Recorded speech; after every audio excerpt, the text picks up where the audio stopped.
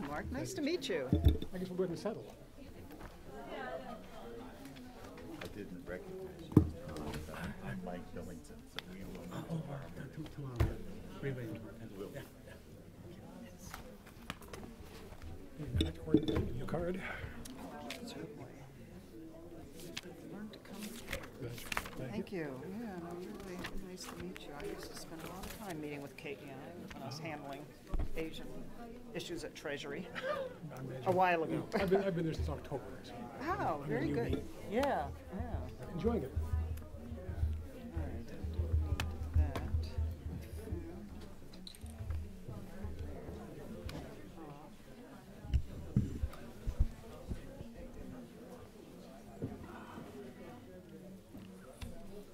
You know, I'm the one who initiated the opinion leader seminar. One of our best programs. we had been last few months ago. It was terrific. So, but this is smartwatch? Yeah, this is an LG smartwatch. LG smartwatch. Oh, I've got it dimmed now so it doesn't distract the audience. Yeah, I'm a big fan. It works.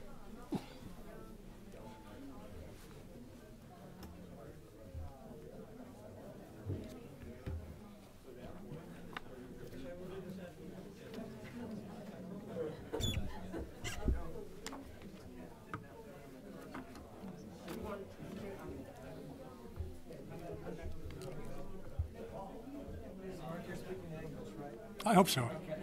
Everyone, you don't need translation. I will speak. Thank you, because then I'd be needing translation. Yeah. Great.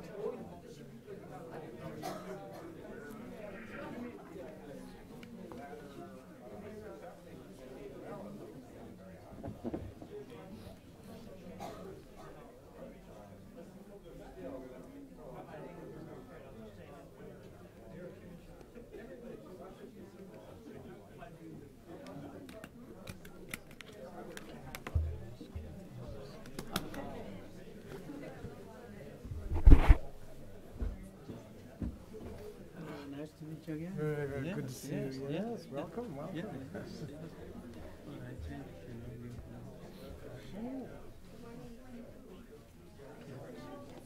the chairman of the board, Oh yes, I saw that. That's congratulations. That's marvelous. thank you.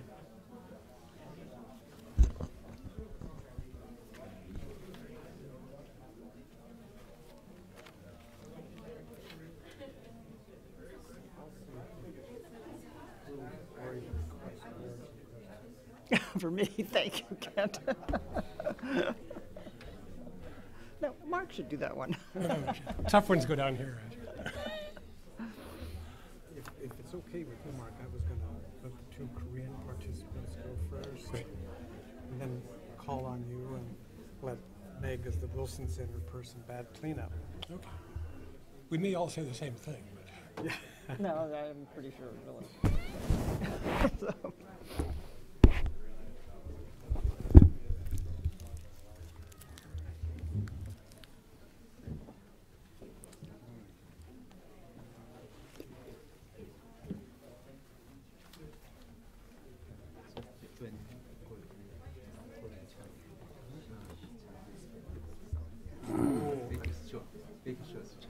Oh, what is it? My first name is Chang, but it's very, just call me Chang.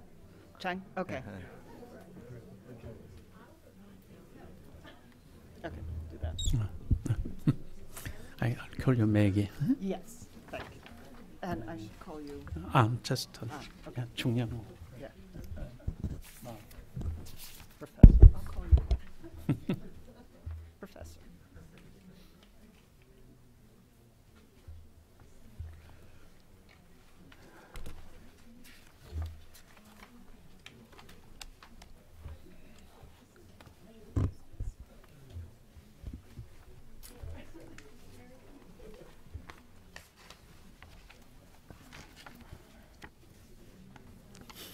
What do you think? Are there more?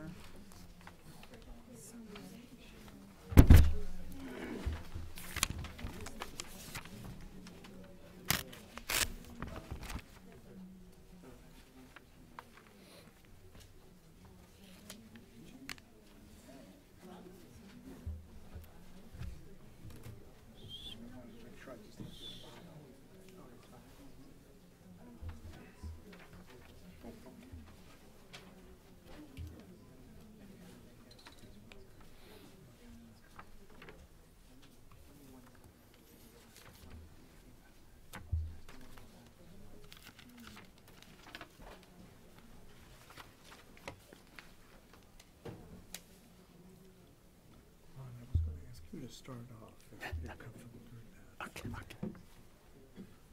Jay, I was going to ask you to go second if that works with you.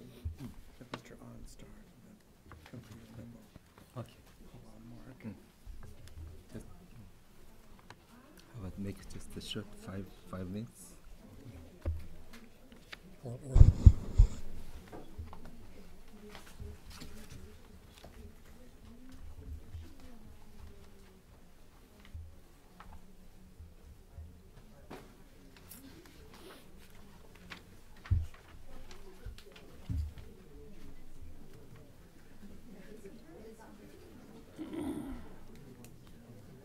But we are working on the AC. When would you like us to start? We can go ahead and start.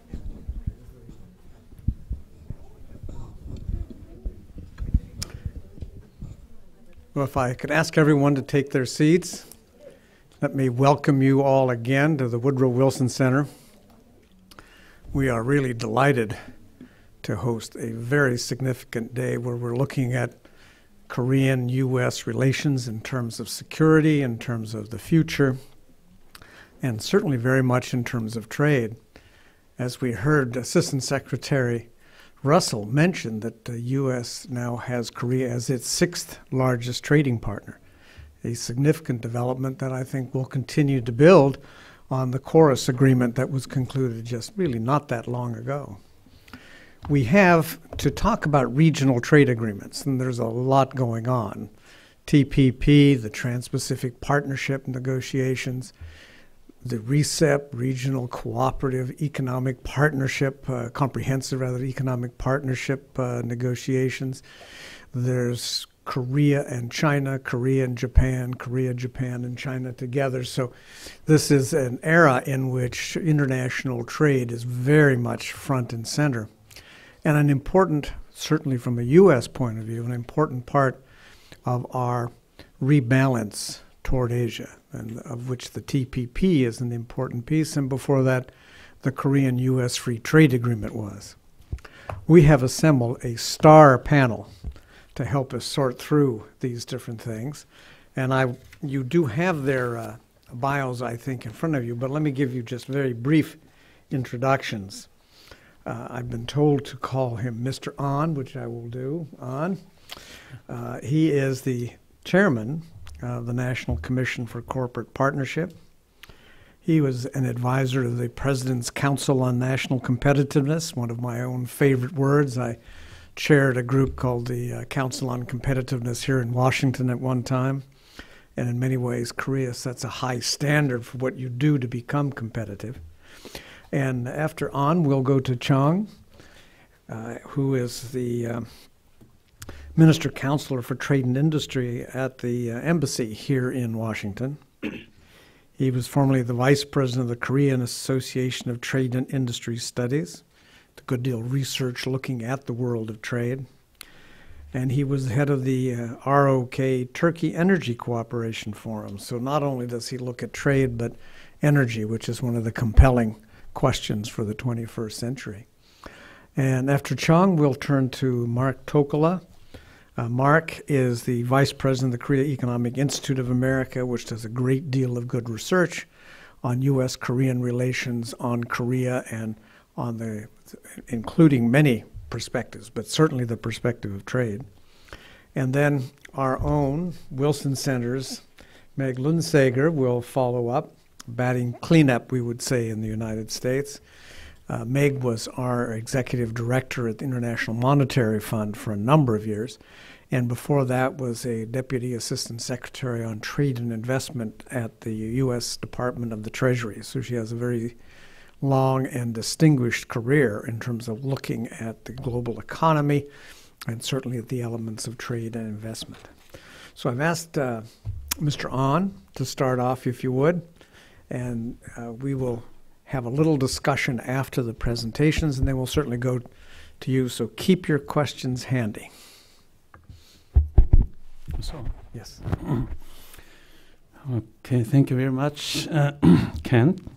I'm really delighted to be on time. I'm straight from Dallas Airport after being grilled at the National Assembly the 12 o'clock last night until midnight. Oh, And so I hope I can get out of the jet lag, but maybe I may throw out some, tongue in cheek. Well, the TPP is getting near the conclusion. Economic landscape on Asia Pacific appears to me under really rapid transition.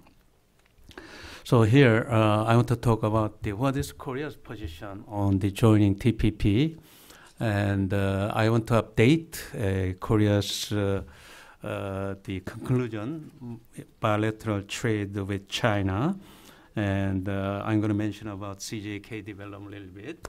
And my whole point today is that we need to work on the eventual integration of Trans-Pacific Partnership and RCEP, Regional Economic Comprehensive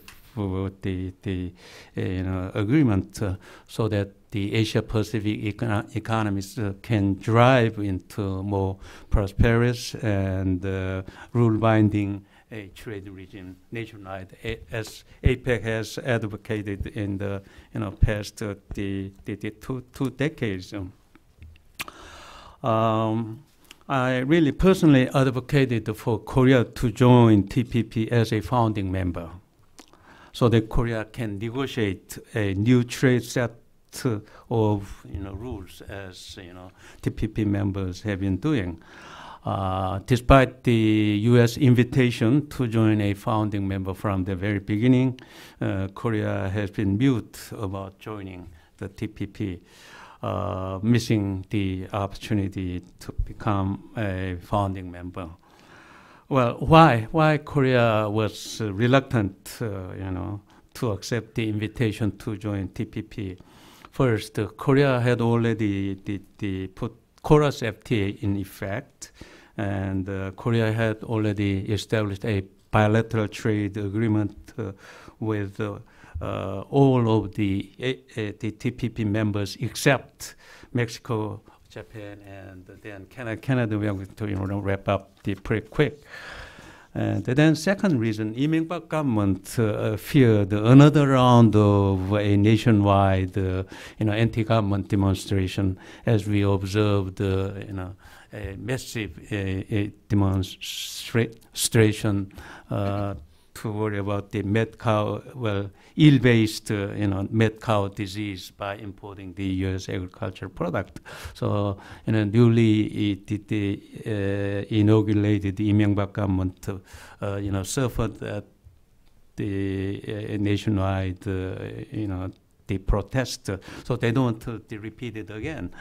And third, the Korea then was very busy with Korea-China FTA negotiations. So we did not have enough resources to engage in another, massive trade talk within the TPP framework. Okay, now going back, the U.S.-Korea KORUS FTA performance, which is really regarded a gold standard, has been extended to a benchmark FTA in the TPP, negotiations. I think good news from on the part of the U.S. Thanks to U.S.-Korea KORUS FTA, the U.S. export to Korea in orders, pharmaceuticals and services have risen, remarkably, especially service sectors. In 2011, it recorded only $20.7 billion. Since then, in the past 3 years, has risen annually 25%. This is a tremendous, the progress. And the U.S. services industry, ranging from express delivery, finance and insurance, software, R&D, and the legal services, now very actively enter the Korean market and even expanded the air route. So these are truly a positive sign for the United States. Well, as a result of the KORUS FTA, the Korea is the U.S. the lowest trade balance deficit among major U.S. trade partners. U.S. continue to register a trade deficit against major U.S. trading partners such as China and Japan, Mexico, Germany, and India. But Korea, although we still register trade surplus, but as of the Korea's FTA now, Korea is becoming the lowest deficit the trading partner for the United States. And now the Korea-China, the FTA, we really locked up in June this year, just about 3 months ago. And overall, the content of the Korea-China FTA is, in a sense, very much gradual and low quality compared to Korea's FTA. Korea will eliminate the tariff for about 92% of the imported items from China, while China will scrap a tariff on 91% of the items imported from Korea within next 20 years. So time span is really long, 20 years time period. It's well known that Korea is becoming is already #1 trading partner. And so we believe that although the low quality and the very shallow bilateral free trade with China, but Korea-China FTA is expected to bring in a breath of fresh air to Korea's future growth engine.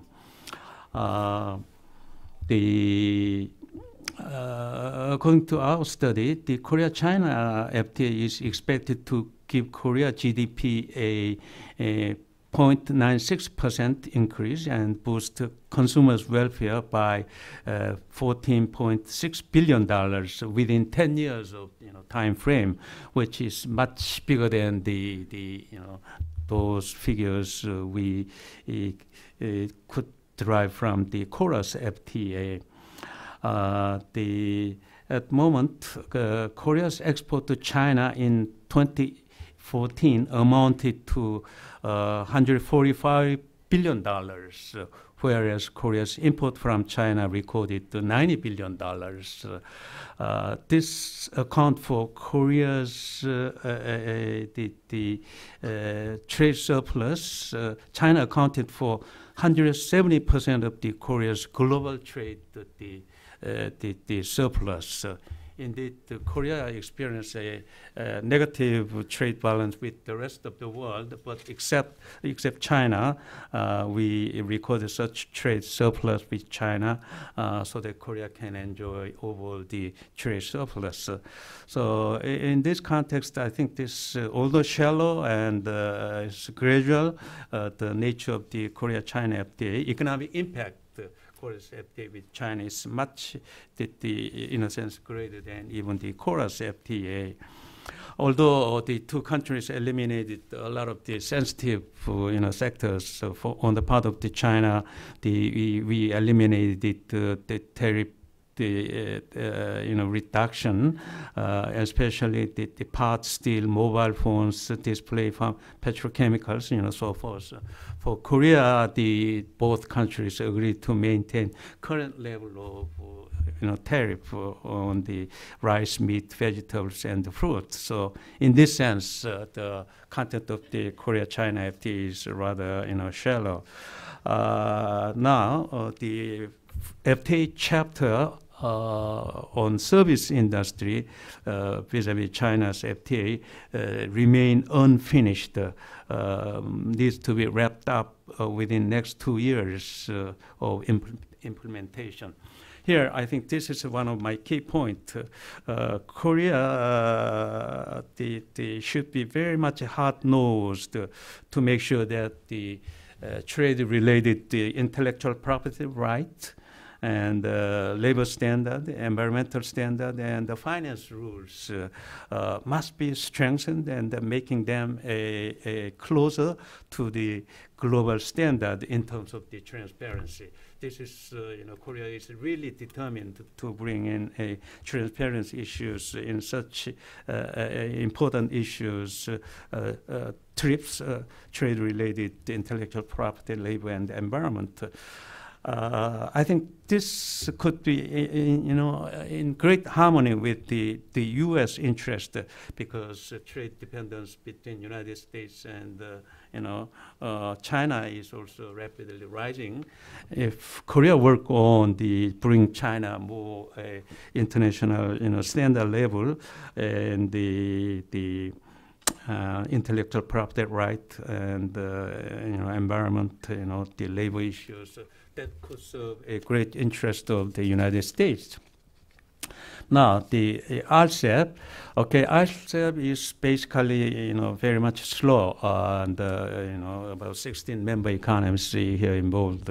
But in Busan, coming the October, the RCEP negotiators will get together to discuss about how we can ensure practical market access on the manufacturing as well as the service sectors. So the way I see it, although it's very slow in the RCEP process, once TPP is concluded, and that could provide a new momentum for RCEP economies, to push it through. At this point, although RCEP was initiated by the ASEAN, but China appears to be on the driver's seat to make sure that this RCEP goes in parallel with the conclusion of the TPP. And now my point on the why TPP and the RCEP should need to be converged.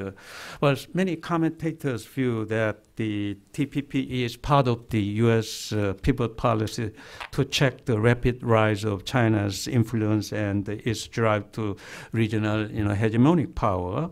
But economically, I think my view is very much different from this view. Looking at the RCEP view, so that the opposing force and is basically U.S. drive to check the China's influence. Well, first, I think we should recognize that the deepening trade interdependence between U.S. and China, China serves as the number one, the country for the U.S. to import from abroad, I think accounting for almost 18.3%, and about 7.6% of the U.S. The total export go to China's market. And also the importance between the bilateral trade, Japan and China, is also very much clear. And of course, Korea's dependence on the China's market is, I already mentioned, 25% of the Korea's total, the trade goes to China market. And then second, we should recognize that there are 7 intersection economies belonging to both TPP and RCEP. They include Japan, Singapore, Malaysia, Vietnam, Brunei, Australia, and New Zealand. So those intersection economies eventually should work together to bring the RCEP and the TPP together down the road. And the third, I think China is also considering the TPP membership, although it could be a long-term, prospect, but because of the Korea-China FTA, I think this Korea can serve an intermediator to bring TPP and RCEP together. Now I think although Korea missed the founding membership of TPP, but the way I look at it is once the initial the conclusion is done, and Korea should jump in immediately to become a TPP member as a second entrant. Although Korea should pay what I call this entry cost by missing the original membership opportunities. And then I think here, two division of the labors between Korea and China. First, if the United States succeed in the opening the Japan's agriculture the sector, in fact, Korea and Japan started bilateral trade negotiation almost 20 years ago, but has been stalled because of Japan's the offering of very low level of the agriculture sector market did the opening. But now I think Japan is ready to open up substantially, to entertain the U.S. request. If to the extent that the U.S. succeed in the opening Japan's agricultural market, and then once Korea join the TPP negotiation, I think that could be very easy for Korea and Japan to work out, the joining issues TPP. And then, as I already mentioned, Korea will work very hard to ensure that China will stick to a global standard in terms of the intellectual property rights, labor, and environment. This means that Korea can really play a significant linchpin role in bringing TPP and RCEP toward the APEC's long-term goal, making the APEC-wide free trade area. And I think this Korea's contribution is to bring China into a higher level of trade liberalization, and this will serve a really new era in the ongoing intra-regional, mega bloc. Well, in conclusion, both U.S. and China need to play a positive sum game, not a zero-sum game, in the areas of trade and investment liberalization and the facilitation to bring a Asia Pacific wide, prosperity in the years to come. Okay, let me stop here. Okay, yeah, thank you. Thank you very much. It was very interesting, very interesting. Mr. Chang. Let me first introduce myself. I'm newcomer as the Minister Council for Trade Industry and Energy of Korean Embassy. Before joining, I has been that Director General for the Investment Policy and Trade Policy of Ministry of Trade, Industry and Energy. I think that's the reason why I'm invited as a panelist. Let me give you some big picture compared to Dr. Anza. General very specific issues, but with respect to bilateral trade issues between Korea and United States, the top issue is related to the kind of service sector. That IPR rated issues, and so internet service provider issue, and finance sector, and legal service. That is a very eminent issues between Korea and United States. As Director General for Trade Policy, I try to manage that kind of issues, because that is not just market opening issue. That is not just the global standard issue, because that is very needed from Korean economy's perspective, because without a very high level of industry service sector of Korea, we cannot be a very global competitive. So in some sense, we are very active to improve that kind of our system in service sector. Other than there is the auto issue is very traditional. About 25 years ago, at the time, I was deputy director for the trade negotiator with the United States. My job was related with that division is that market opening and IPR issue. So it is very long history, very traditional issues. But now the agenda is moving. But auto is very hot potato between two countries, and then pharmaceutical is one of the hot issue, and traditionally agri-foods, that is the big pillars for the goods transaction, and that is bilateral hot trade issues, and we have that TPP engagement and RCEP negotiation, and we have Far Eastern Northeast Asia FTA, including Korea, China, and Japan. So that is, we say, the mega FTA, and we already achieved over 52 countries with 15 FTAs, and then we are very, aggressive to get that kind of bilateral FTA. But now the page is a little bit, shifted to that kind of mega, level. So United States initiated the FTT. TPP, we think that is our next trade agenda, and RCEP is now the sixth round of negotiation with every ASEAN country and six neighboring countries, and Far Eastern, as I said, China, Korea, Japan FTA is now the seventh round of negotiation, but it's not so high grade compared with the TPP. In particular, that ASEAN, there's a lot of different level of economic development. So and the partners include that India and China. So it's very, very low speed and very very low level. So we are not target consensus building, but we are target at the end of this year of the RCEP. But I don't think we can make the kind of agreement or conclusion. We are very considering of that trilateral three-part FTA with China, Korea, and Japan. Japan. We have, unfortunately, we have no bilateral FTA, but we have only country connected with the Korea, connected with the Japan, connected with the China, European Union, and United States in terms of the FTA connectivity. So I think if we finalize the kind of trilateral FTA with the Japan, I think we can make a very good connectivity with the big three, big three or big four, economic powers. So I think under my responsibility, I try to get that kind of bilateral FTA negotiation, but we think about the kind of mega level of FTA.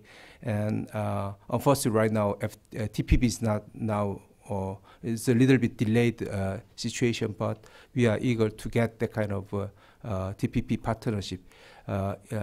Just one figure, that under the TPP 12 countries, Japan have the kind of trade volume in terms of parts and materials over $100 billion trading with the TPP member countries, maybe about $120 billion. Korea is the same. Korea, without TPP connectivity, but we have the kind of about around $120 billion of trade volume in terms of, as I said, parts and materials. That connectivity. So I think it is essential, not just Korean side, TPP members countries, they need Korea because of the kind of more balanced connectivity in the TPP umbrella. As I said, RCEP is very low speed, but we are not very aggressive in Feiston FTA and TPP. We want to be very eager to get the kind of TPP membership.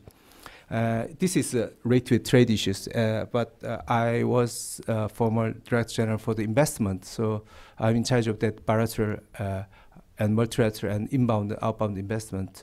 Recent trend of the trade is related not just trade itself, trade connected with investment. So multilateral companies and then investment, outbound, inbound is all connected with the kind of global value chains. So Korea, we are very, I'll give you just one figures that last year our trade, our investment to the United States is around that $10 billion. We attract about around $5 billion from the foreign and United States investors.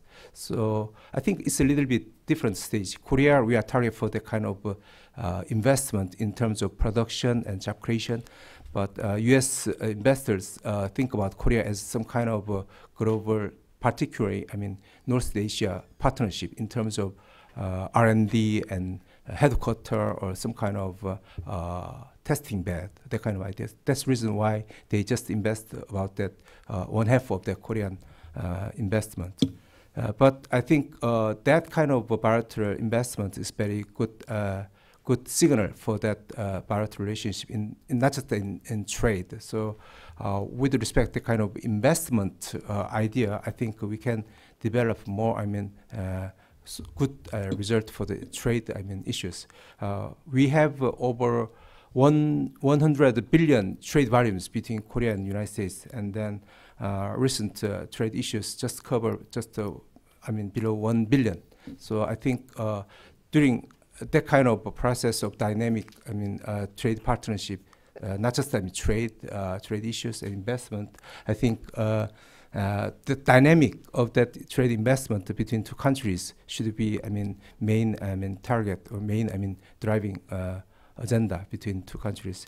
And I would like to make just a short idea that we do not just focus on trade investment, as Ken said, that energy partnership and then industrial cooperation is very needed.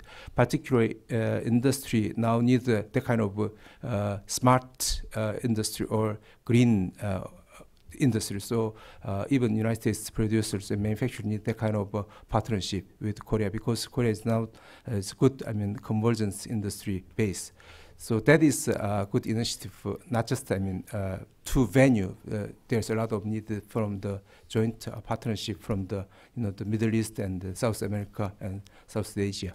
And with respect to the energy sector, there is a lot of, idea, smart grid and microgrid. Even when I talk with Department of Energy, they even request a Korean partnership, because United States, they need the kind of central grid system, but very huge, landscape. They need the kind of micro system for back up the kind of shortage of electricity.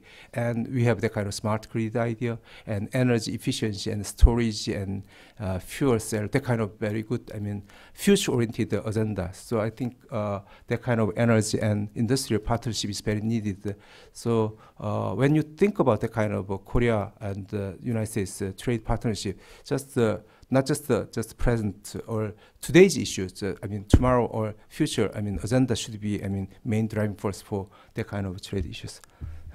Just I make it, this is for the introduction. Thank you. Great. Thank you, Cheng. That was very interesting, particularly that idea of looking to tomorrow. I was reminded of the favorite phrase of Wayne Gretzky. Most of you may know, or some may know, that he was a very famous Canadian hockey player. And he always said that the good hockey player is where the puck is. The great hockey player is where the puck is going to be. So I can see Korea is very much looking forward. Mark, let's turn to you. Okay, thank you, Kent. First, I'll do the shameless plug. So for those of you who'd like to know more about the Korea Economic Institute and what we do for our programs and activities, please go to our website, which is keia.org, and there you can see what we do. We've already had a pretty comprehensive look at the trade policy of Korea and the region, so let me just add one fact and three opinions to move the conversation along. First, the fact is to help you realize where South Korea fits in the global economy. You hear lots of statistics or rankings, 8th biggest this, 6th biggest trade partner, 15th biggest economy. But I think one key variable is how many countries in the world are both big and rich. There are actually very few. There are some big countries. Now, Russia and China and India have very large populations, but their per capita GDP is not that high. Then you have some small countries who are very wealthy but small. Luxembourg, Norway, Qatar. So let's find how many countries are both big and rich. If you take big as 50 million population or more, 50 million. If you take rich as 20,000 per capita GDP or more, the only countries that fit that criteria are the United States, the UK, France, Germany, and Italy. Europe still matters. And then beyond those, just Japan and South Korea. There are only 7 countries that are big and wealthy, and South Korea is in that category. Sometimes Koreans will say our country is actually small. It's not that small. It's a member of a very elite club. That's the fact. Now for the opinions. First opinion is that the Pacific architectural development is a very uncertain thing. We actually don't know quite what's going to happen going into the future. Even if we assume that both RCEP and TPP succeed, and there's much political will for both of them to succeed, then what happens? You have 16 countries in RCEP, you have 17 countries that intend to be part of TPP. Those numbers could shift a bit. People mostly notice that China is not part of the TPP and that the US is not part of RCEP, but equally significant, they're different organizations for different purposes. If you look at what they're actually for, there might be room for both of them. The purpose for RCEP is to integrate ASEAN with the countries with which it has free trade agreements. That was the intent, to smooth that out. So you have countries in RCEP such as Myanmar or Cambodia or Laos, which are not ready to accept large, ambitious trade agendas yet. So RCEP is more inclusive a little less ambitious for what it would like to achieve. But it's to help ASEAN and the FTAs. TPP is a very ambitious trade program. The intent of TPP is to be the next generation in world trade agreements. So over time, you've had tariffs eliminated in the Kennedy round as the biggest obstacle to trade. In the Uruguay round, you went into non-tariff barriers, such as government procurement or standard certification. You had services. TPP is trying to take up the remaining big obstacles to trade.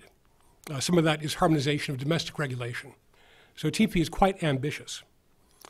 So three things could happen with these two organizations once they're both in place. One is that the RCEP countries might grow and develop and believe it's in their interest to join the more ambitious trade agenda, become TPP members. So TPP could subsume RCEP. That could happen. There's an example in Europe where this occurred. You had two organizations that were co-equal at one point, the European Communities and the European Free Trade Agreement, EFTA.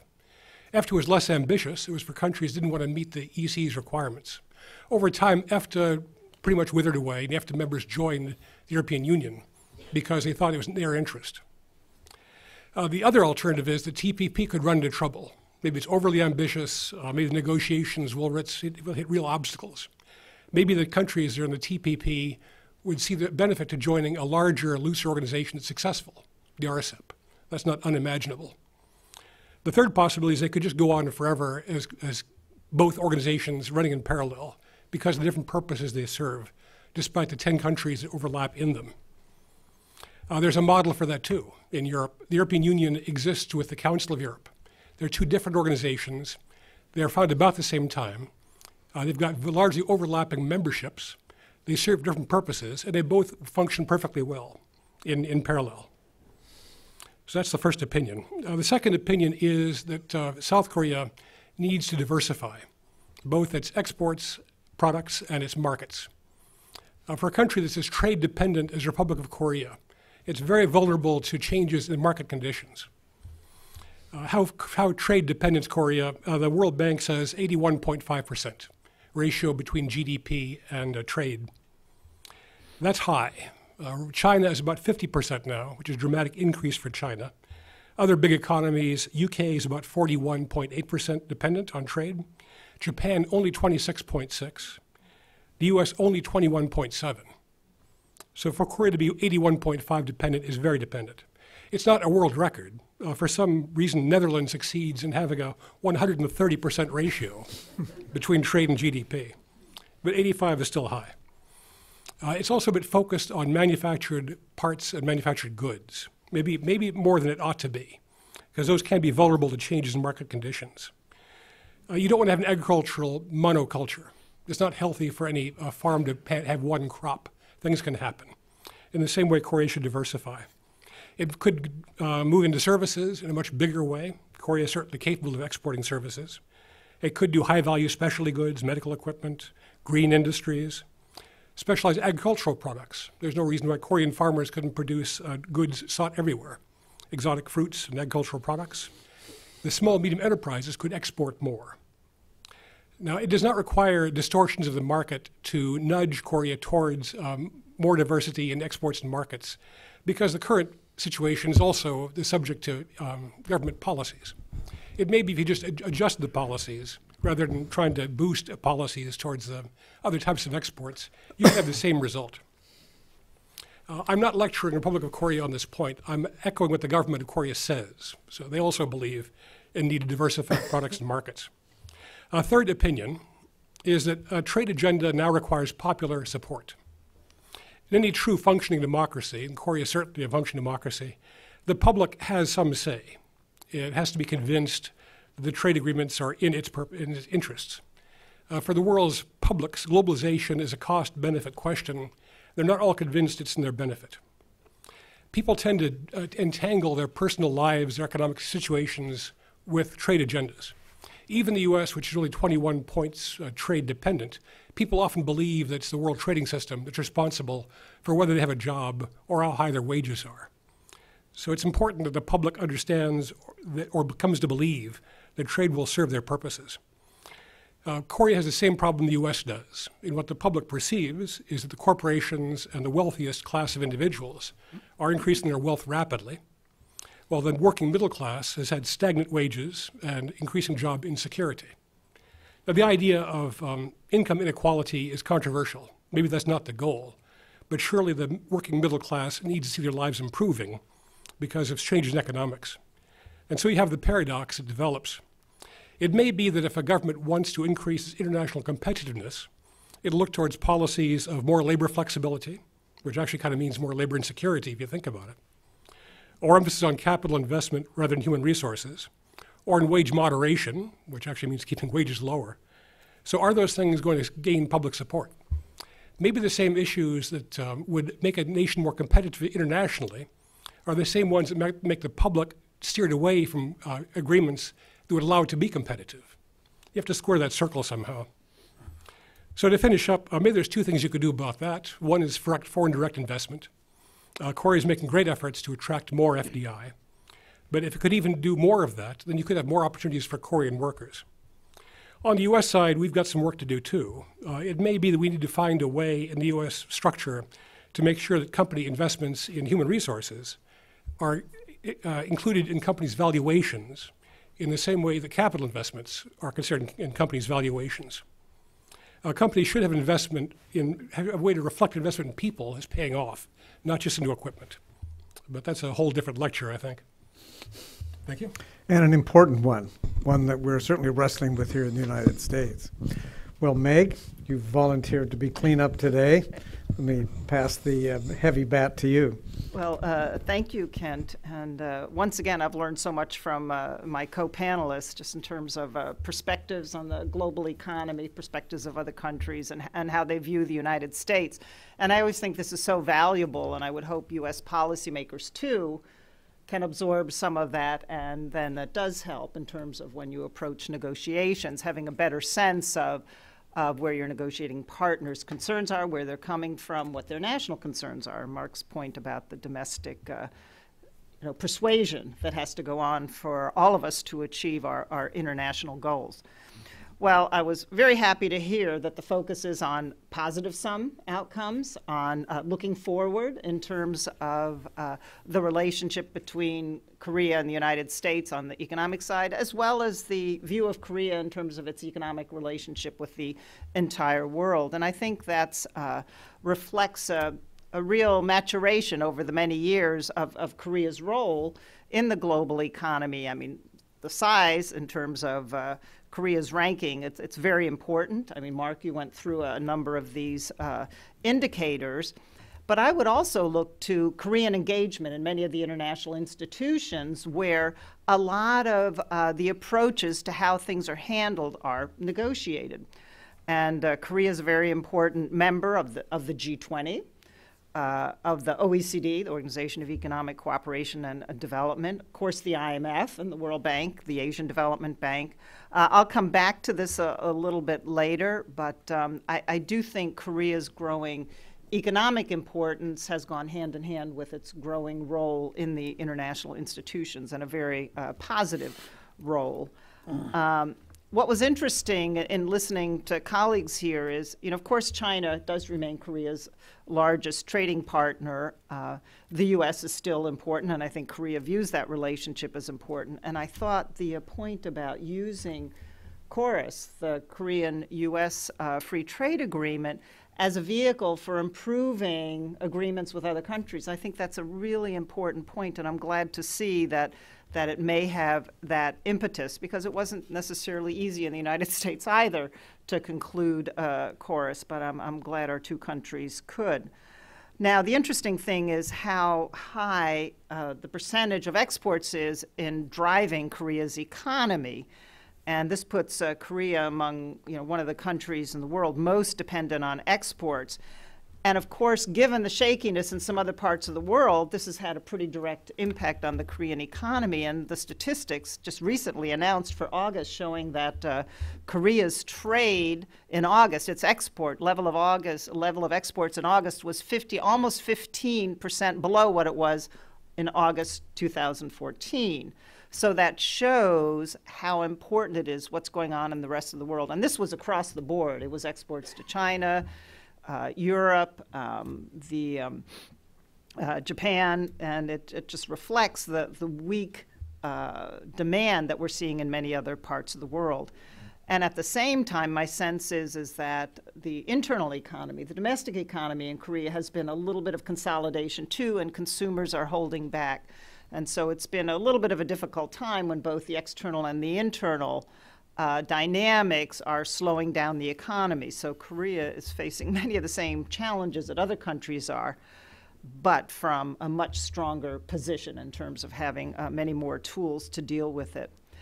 But what I do think is interesting when I've looked across the spectrum of Korea's economic relationships, I wonder if Korea is really going to put much more focus on Southeast Asia, on the relationship with ASEAN.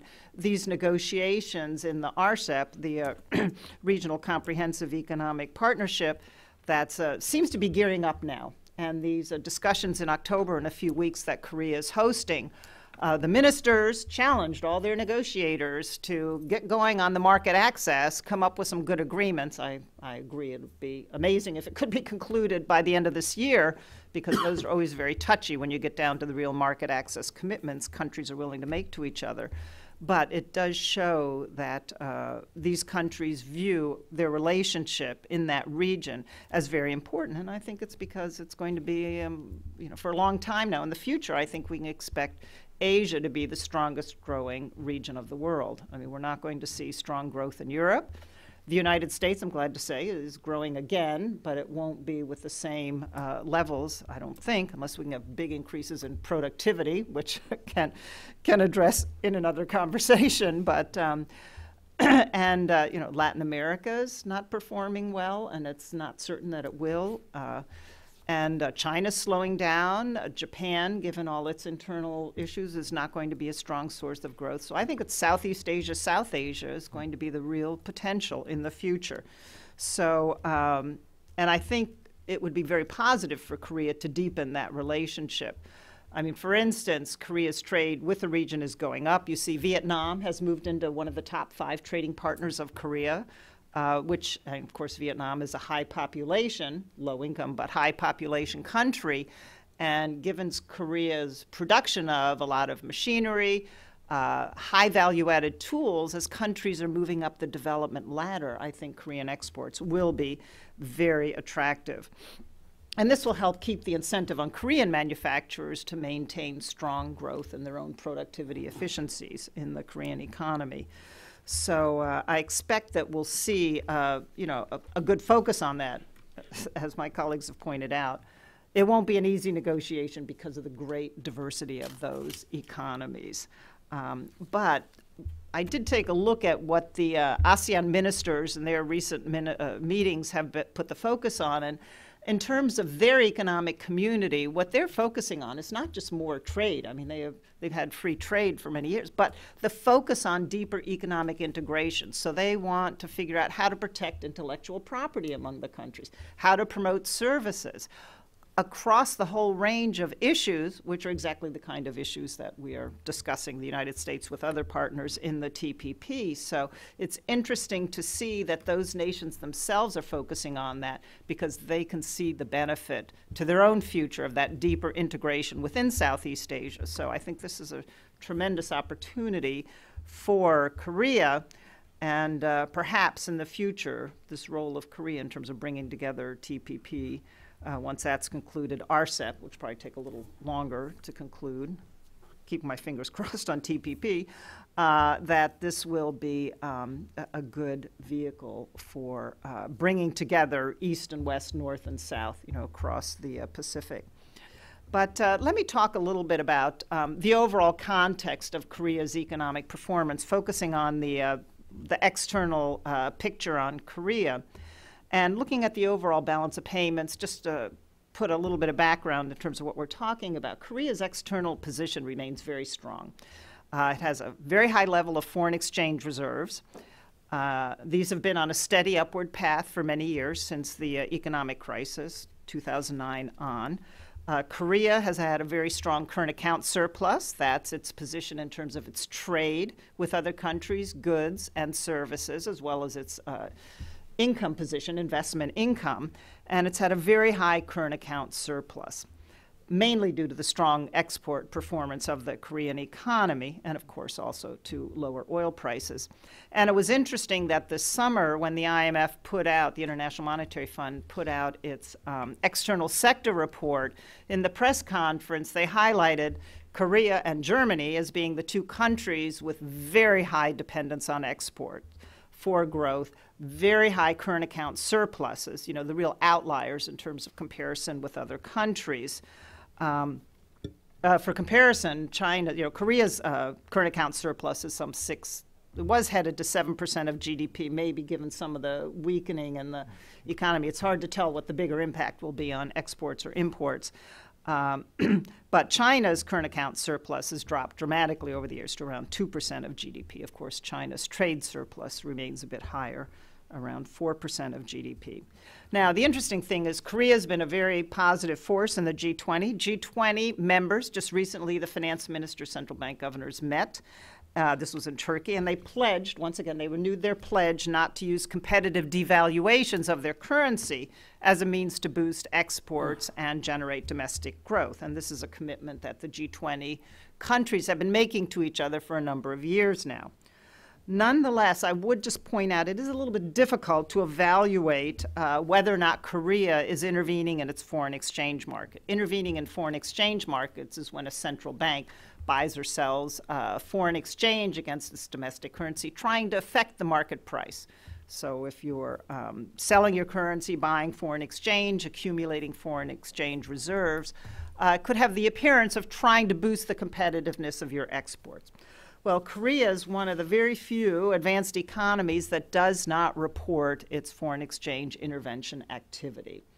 And what that means is market analysts, and they all do this, so Goldman Sachs and JP Morgan, all these, they do this all the time. They look at the official numbers on foreign exchange reserves. They look at some other banking sector reported numbers, and they conclude, so working backwards and forwards, that, well, it looks like Korea's been intervening on one side, to boost the competitiveness of its exports, accumulate reserves, and drive down the value of the won, preventing appreciation in the past. And the IMF in this report this summer chided Korea, I would say, in a gentle way, but chided Korea for continuing to have an undervalued currency, maintaining a high current account surplus.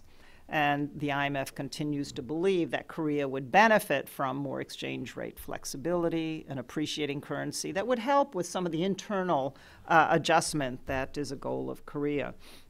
Now, of course, with China's actions the past few weeks, last month, the yuan devaluation, it appears that Korea has perhaps intervened on the other side, because when China devalued, that caused a number of other currencies to have downward market pressure, and it looks like the most recent reserves number that perhaps Korea used some of those reserves to boost the value of the won and keep it from depreciating too much.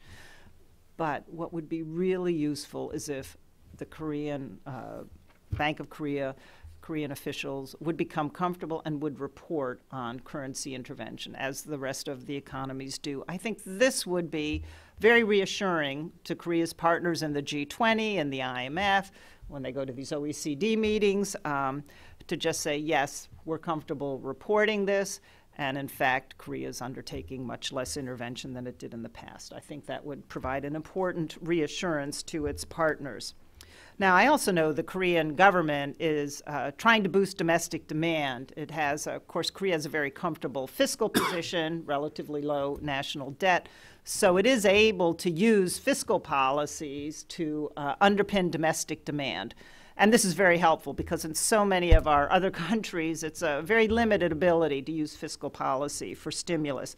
So I very much welcome that the government has been making efforts to strengthen domestic demand and is also focused on using measures to try and improve the flexibility of the domestic economy, to increase the efficiency, the productivity in the services sector, the non-traded goods sector, which doesn't get impacted by what's going on in the rest of the world.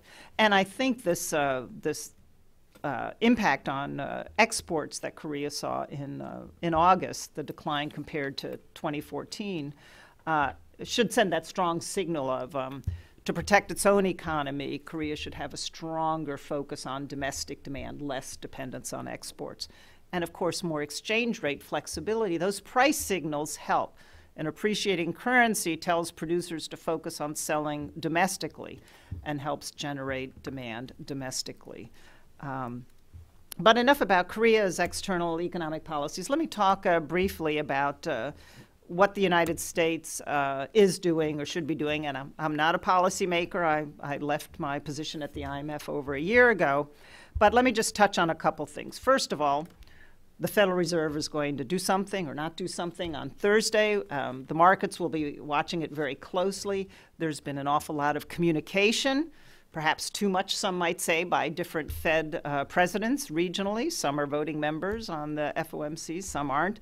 But it'll be interesting to see what the reaction is. Markets should be well prepared for an increase in the short-term interest rates, whether the Fed does that now, later this year, early next year, as the Federal Reserve officials keep saying. It's data dependent. It depends on their concerns about the economy. And of course, what's going on in the global economy does impact Federal Reserve decisions.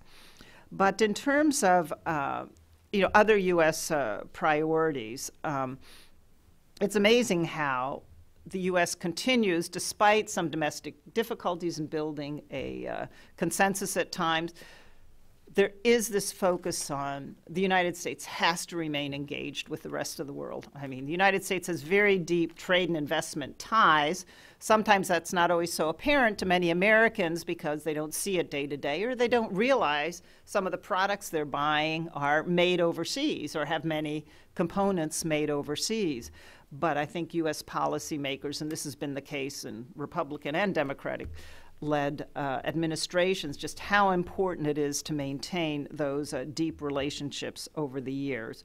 And so I very much hope that TPP can be concluded this year. That's not up to the United States alone, of course, and we've seen in the past few months how domestic concerns have become a problem for other countries and have slowed things down a little bit, and we have an election in Canada in a few weeks. So change in government in Australia, which I don't think, not change in government, change in prime minister, I don't think it'll be a problem there.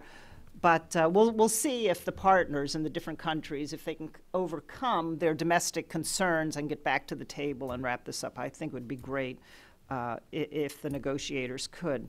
But one thing that's been really important in the U.S. economic policy, and this is what I've been working on for many years, is to recognize for Korea its growing role in the global economy. And so at the IMF, the U.S. proposed increases in Korea's share of the IMF. That's called its quota, and that drives Korea's voting power at the IMF. And so the United States pushed this to begin with. Korea was one of the 4 countries that got the first set of increases, only 4 countries in 2006. Then there was another agreement, 2008-2009, which was implemented, again, raising Korea's ownership share and voting power. And another agreement was reached in 2010, which did that again. And I have to say, Korea's executive directors at the IMF were extremely adroit at persuading other countries, reassuring them that Korea, yes, the numbers show Korea should have a higher share, that's clear, but Korea is also a very constructive partner in the IMF and was very good at supporting many of the initiatives that benefited other members of the IMF. And I was really impressed with how good they were at persuading others to join in supporting this, even though, for instance, other countries were losing share, right? If 100% is 100%, if Korea is going to have a higher percentage, another country will have a lower percentage.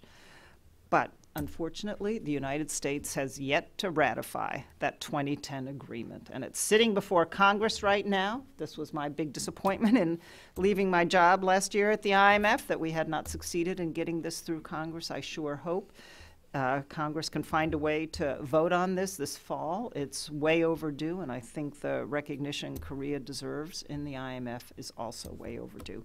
So let me stop there and look forward to questions. Thank you, Ken. Thank you, Meg. That was a terrific overview, and putting trade relations in the context of the global economy, in the context of financial flows, in the context of what major institutions like the IMF or like the Federal Reserve, for that matter, may do and how that could affect all of these questions we're talking about. Well, the panel has laid out a very rich agenda, and before we go to questions from the audience here, I wanted to give everyone a chance to respond.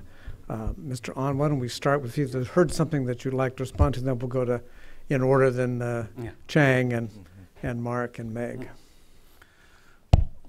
Well, I think many good points have been brought up. First, Meg's point out on the Korea's intervention, policy on the exchange rate. Well, I think the other way around. Can you see that this Japan devalued the yen almost 60% since Abe took his office in the past, less than 3 years, okay? And then China suddenly devalued. China suddenly devalued its yuan 6.5% within a matter of 3 days. But however, Korea maintained the exchange rate more in a sense, overvalued in the past, 3 years. So Korea, we believe that we are in the middle of, currency war, being really sandwiched the Japanese yen and the yuan. The main reason why Korea did accumulated such the huge foreign exchange reserve and trade surplus is mainly due to recession in the domestic market, tremendous drop of import side. So Korea's trade surplus is in a sense very much unusual in the sense that our import has really driven down to very, very low level because of domestic recession. Otherwise, we are not able to register such a huge the trade surplus. So in this sense, I've been really wondering why the U.S. Has not really, commented on the Japanese just down. The devaluation of the Japanese yen, 60%. Can you believe in this? So I think I really would like to see that the more the pre-coordinated exchange rate mechanism between Korea, Japan, and China when we host the CJK summit meeting in sometime late the October or early November. And another point, I think this Korean economy now at this point faces a tremendous challenge. We suffer what I call the 5 L symptoms: low growth, low employment, low interest rate, and the low price, low fertility. And here, this year we expect that our growth rate would be maybe 2.7, almost even less than the growth rate of the United States. And our youth unemployment is reaching about the 1.5 million, who are aged between 17 and 29. So unless we come up with a great boost in the domestic market, the Korean economy, in a sense, big trouble. Fortunately, the Park Geun-hye government set up what I call the creative economic reform by designating 17 different localities as an innovation center in which we really need a foreign direct investment, which can provide a new input in terms of R&D and new source of ideas, so forth. So in this regard, I think these U.S. multinational companies are really welcome, and that we are on the rising trend. I believe after effectuation of the Korea-China FTA, the foreign direct investment environment in Korea could be very, very attractive. So I really would like to see that U.S. multinational companies come into Korea and then engage in various innovation, the center activities in 17 different localities, so that the Korea and the U.S. can move on into China's market, especially in the knowledge intensive the service sectors. And another point, I think diversification, issues is really very, very critical in this regard. I think, in a sense, we are looking for the rather early conclusion of the RCEP, because which really enables, as Mr. Kim indicated, that the global value chain, because of the geographical first, the proximity and different level of economic development among the RCEP, the member economies. So we are shooting for this. And let me take this opportunity as a breakthrough for Korea to look for a new growth engine. And I think this we joined the China proposed AIIB, the Asian Investment Infrastructure, the banks. I think this, well, I hope the United States also could join, because Chinese is, welcoming all the new entrant, especially members from the IMF and the ADB. And I think the intention why Korea joined the AIIB is that we can see a lot of this, new investment opportunities along the new Silk Road infrastructure project. Korea, we believe that we have very strong, competitive in the transport sector, and also railway systems, and the logistic, support system combined with the ICT, and that's why I think we joined the AIB. And if the U.S. comes in, maybe we can really make sure that AIB can serve another regional development bank. In this regard, I think the Madame Park Geun-hye the other day mentioned that Korea is also proposing the idea of Northeast Asia Development Bank to finance a potential the project arising from the North Korea's infrastructure development, and along with the North Korea's borderline with China and Japan, covering basically a greater Tumen River area, so that this could serve as a financing scheme for a potential, the North Korea's sub-regional development. So I hope that the U.S. could look at the, this newly emerging opportunity of AIIB as well as Northeast Asia, Development Bank. Okay, let me stop here. Thank you. Thank you very much. Chang. I'm also focused on Meg's presentation. With respect to chorus, there's chorus is just a 3-year past. Just a 3-year-old baby, and now China FTA now before the ratification process. Right. So and we have EU FTA, but this is just 5 years old, and that Korea we established this kind of system within very short period of 30 years. But I hope that this kind of very big FTA framework give us a lot of, good opportunity in terms of industrial transformation and business opportunity. In particular, when I talk with foreign invest companies regarding that FTA negotiation with China, we are the only country, to connect it with China.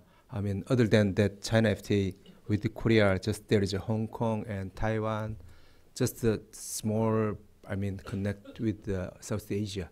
So when I talk with foreign invest companies, particularly United States and the European Union, they think about that Korea as some kind of a gateway or springboard, because right now the Chinese market is now turning from the global or world factory to the consumer market. So I think that kind of connectivity is very important for the all invested companies.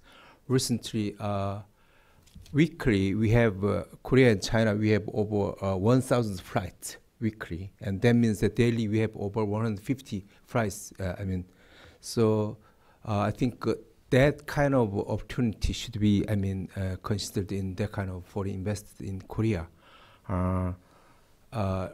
As Dr. Han said, that now the FTA with China, with respect to products, we are finalized, but service and investment, we are now in the process of further negotiation. So I was very welcomed to the foreign invest company that they wanted to input their idea or their way of thinking or their way of business model to the Chinese market through that FTA negotiation with Korea, because they are foreign invest companies, but they are Korea-based companies. So we are very welcome with that kind of global partnership to upgrade of IPR or service market or the kind of investment strategy in domestic Chinese market.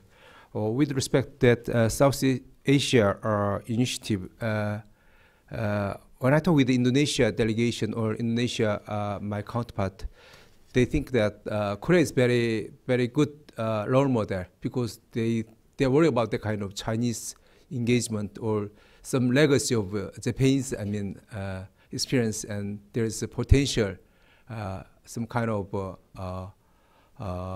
relationship with Australia. So they love that Korean experience.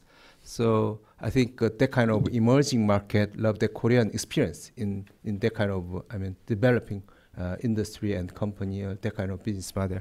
So that is the demand side. But Korean side, Korean company now have that kind of problem, and then we wanted to develop that kind of export, not traditional way of products-based one. We are now developing system-based export. We say that not just products.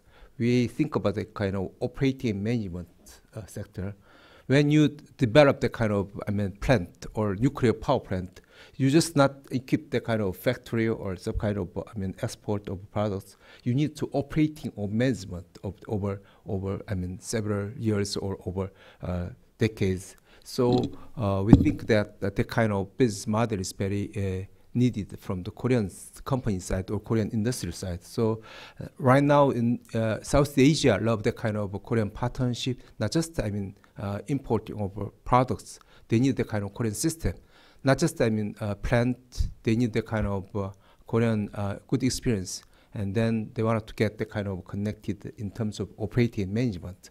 So that is the reason why they need the kind of Korean Korean partnership. And in particular, Vietnam is very important because there is a lot of historical experience, and then good partnership, not just political side or just government side. There is a lot of industrial. There is a lot of economic background. So we financed that FTA with Vietnam, and then I think there will be step up that kind of or a good experience. And as Dr. Han said, that finally I want to touch upon the foreign exchange policy. Korea, that we experienced a kind of exposure of risk for that foreign exchange reservation. And so Korea, our scale of Korean market and size, we need that kind of foreign currency. That is the only reason why we try to get that kind of significant amount of foreign currency. That is the only reason why we get not the kind of artificial artificial efforts for the managing of the kind of foreign exchange. I'll give you the kind of number that we have trade deficit with the European Union. Even we have a good partnership with European Union, but we have over 10 billion trade deficit between Korea and the European Union. We have a good trade surplus with the United States around 22 billion, but we have a service deficit, the service sector, over 10 billion. So I think that kind of trade issues should be not just only one target or one factor for the kind of thinking about the devaluation of appreciation of the kind of Korean won. So as Dr. Han said, that recent all of Korean exports is related kind of competition between Korea and then Japan's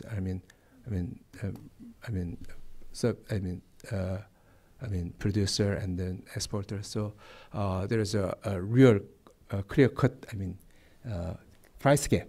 When you check the domestic market of United States auto market, if you just compare that Toyota or Hyundai, the sedan level, you fully understand that kind of differentiation of the kind of difference between the Korean one and then and so I think Korea, we have a good reservation for the that currency, and we have very good but that's already the kind of economic recession, and then the only reason why we have the kind of a good export and not import is that domestic recession is very important. So I think Korea, we revitalize the Korean system or Korea economy, and then I think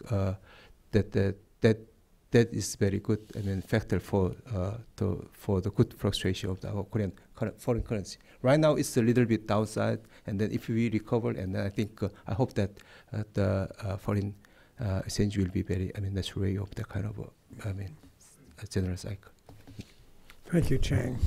Mark, any thoughts? Oh, just a couple of footnotes. In hearing the comments and conversation, it occurred to me it's worth remembering that the reason that Korea is able to have this huge network of FTAs, 14 more than anybody in the world, is because Korea in the 1980s made this remarkable national decision that the way to have economic growth was to allow competition in the Korean market. So the fact that Korea is prepared to accept foreign competition has enabled them to have a very ambitious trade agenda. Other one is, we'll see what happens. Well, there's an exception, rice. One thing I learned during my trade negotiating days is every country has some trade quirk. Korea opened up their agricultural market, but not rice. It's like the French cultural exception where they will not give on movies or television in France. The Swiss have their dairy standards, which you just cannot crack. For the US, it's the Jones Act.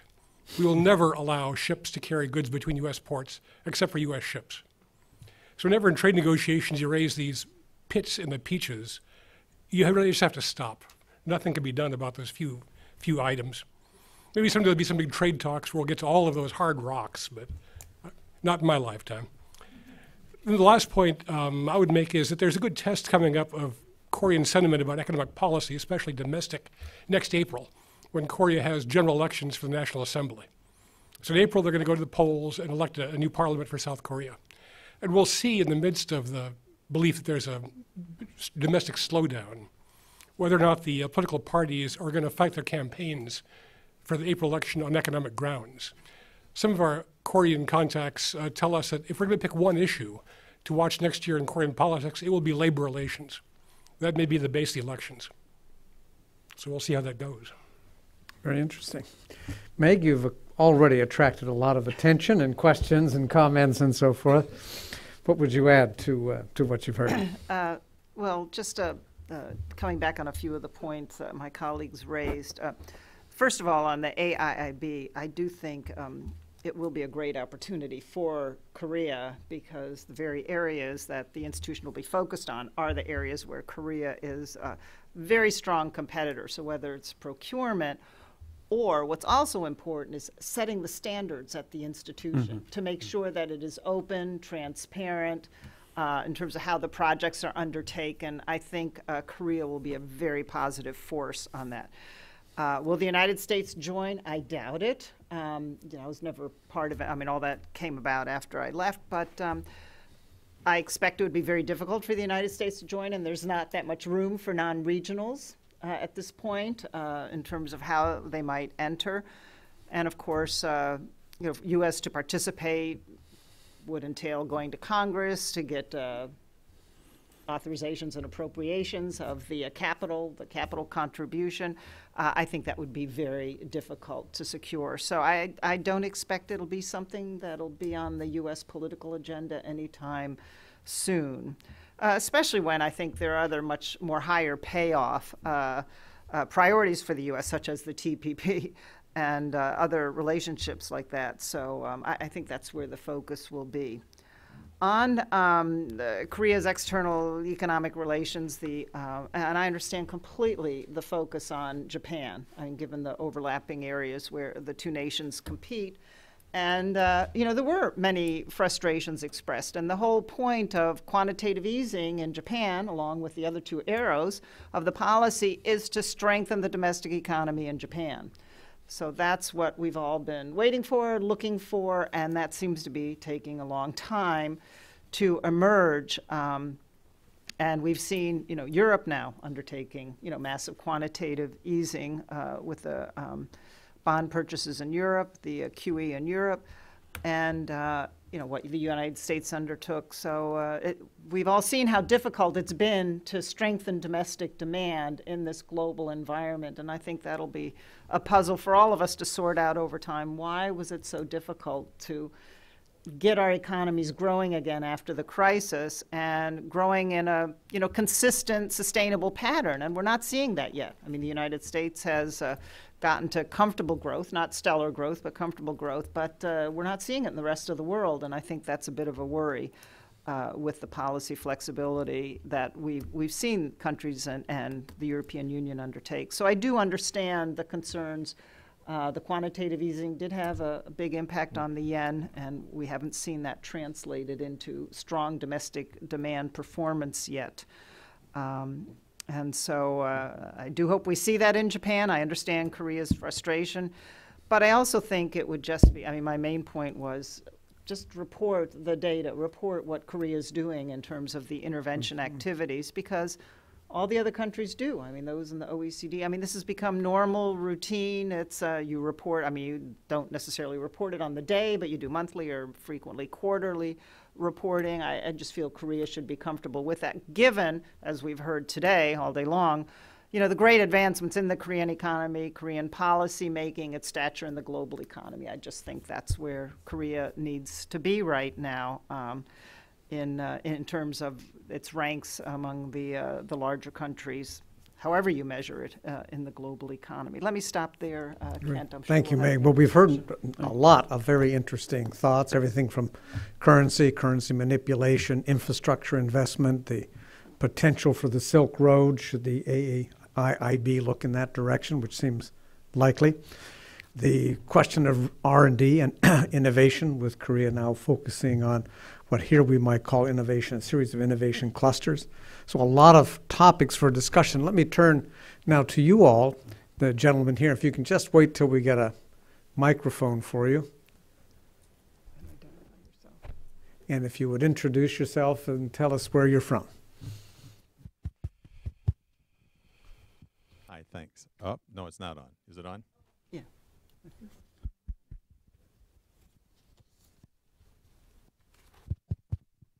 Mm-hmm.